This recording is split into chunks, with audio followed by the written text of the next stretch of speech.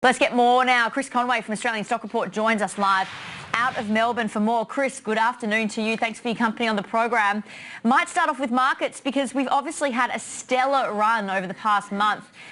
We did reach 5,600 above that level, but then the last couple of sessions since that RBA meeting, which you might not have expected, seeing a rate cut being the catalyst for a fall in the market, but getting now below that 5,500 level. What do you make of the market moves? Good afternoon, Ingrid. Look, I think the pullback that we've seen over the last 2 days, Monday and yesterday, was really the pullback that we had to have to steal a line from our former Prime Minister, Paul Keating.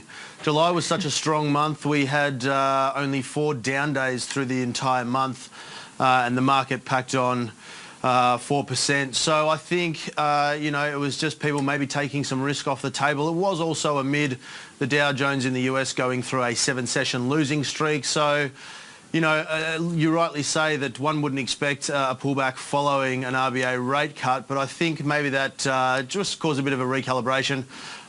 Moving forward, I'm looking for the market to hold at these levels through reporting season. Hopefully it does. Hopefully we don't get too many bad results. And if the 5,400 level is tested, we'd obviously like to see it hold, and that would make us have a stronger bullish conviction, I guess you'd say. All right, let's get into reporting season because it is underway. A few companies, of course, reporting this week. Rio Tinto, obviously, overnight. But let's kick it off with today's Suncorp result because the stock's down about 1.2%, so it's underperforming the broader market. We're actually speaking with the CEO very shortly in about 20 minutes' time, Chris. So what would you want to hear from the CEO after seeing the results today? Oh, look, I'm not sure that there's too much that the CEO can say, considering that most of the underperformance in terms of NPAT is due to the fact that we've had natural disasters, which can't really be predicted, as much as actuaries might tell you otherwise. But that seems to be, what has dragged the overall result down.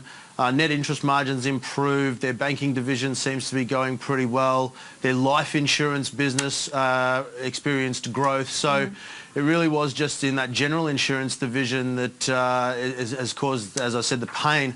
And I don't think a CEO can predict that. I don't think anyone can predict that. So, the market has reacted, initially reacted negatively. I think the stock was down about 2.5% on the open. I think even maybe traded back into positive territory at one point. And as you say, is down 1.2% now. So, yeah, it's a bit all over the map. I guess the bottom line and the base premise for me is that I don't particularly like insurers because of that unpredictable risk element, as we've seen through the numbers today. Okay, so this is one you wouldn't be getting into. And as you mentioned, the rest of the insurers, what about some of them that have a US dollar exposure, the QBEs of the world? Do you look at them at all? Well, everyone's been waiting to buy QBE on the back of rate increases in the US, which, as we all know, apart from December last year, simply haven't happened. So if that does change, and obviously that's a huge if, and we do start to see the Fed normalise interest rate policy at a faster rate, well then, yes, something like QBE potentially would stand to benefit. But my latest understanding of QBE is that they've removed some of that exposure to US interest rate hikes in any event. So, yeah, no, overall the sector isn't particularly appealing. I think there's better places that you could be looking. And if you want to play in the financial services space, well, now with the grossed up yield of 10.5%, although of course it is a different business, but with a grossed up yield of 10.5%, looks pretty compelling. Okay. Let's move on to Tabcorp. Not a huge sort of move in the share price. It's weaker by about 0.6%. Of course, it was just a couple of days ago we heard from Tabcorp acquiring Intech, of course, that business. Today, though, it seems like the profit plunge has really been to do with its UK gambling push. What do you make of the results from Tabcorp today? Look, again, sort of bottom lining it, a solid set of results from, I think, a solid company. There are some good things going on. Their digital gaming revenue had some impressive growth. Keno has also had some impressive growth. They've rebranded and thrown some marketing money at Keno, and I think it now accounts for about 12% of the company's revenue.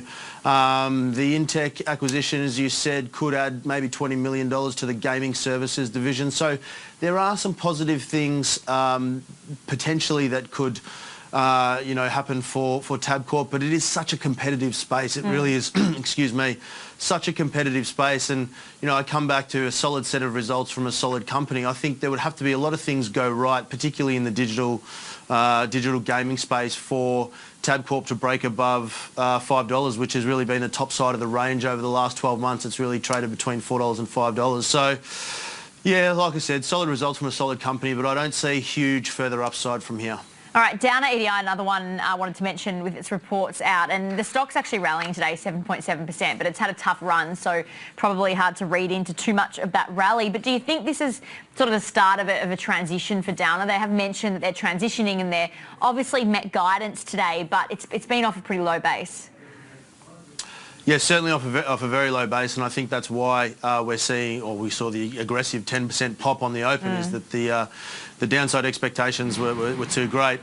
You're right, they are transitioning their business. They've moved from the volatile mining services space, and now I think 55% of their earnings come from public infrastructure projects.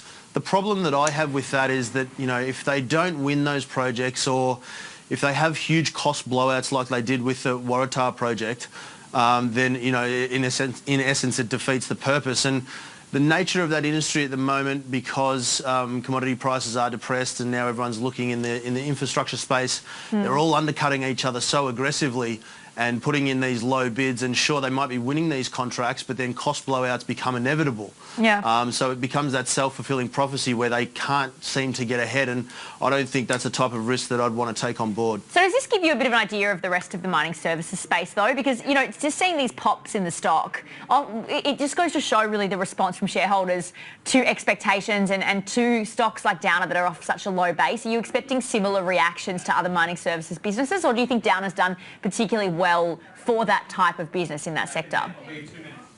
I think Downer has actually done probably particularly well for that type of business, and I think their concerted push away from the mining services space into the infrastructure while still carrying risks, as I've just explained, I think that is a good thing, and I think that will hold them in good stead.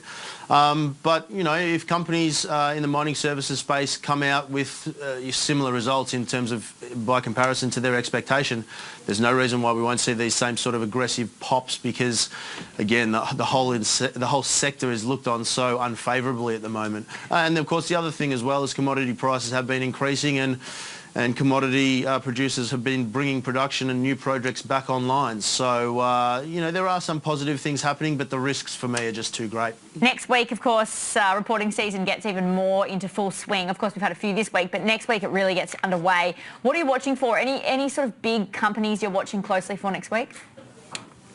Yeah, so JBH is one that we have a very close eye on. And we think that the Good Guys IPO or trade sale could have a big impact on the industry.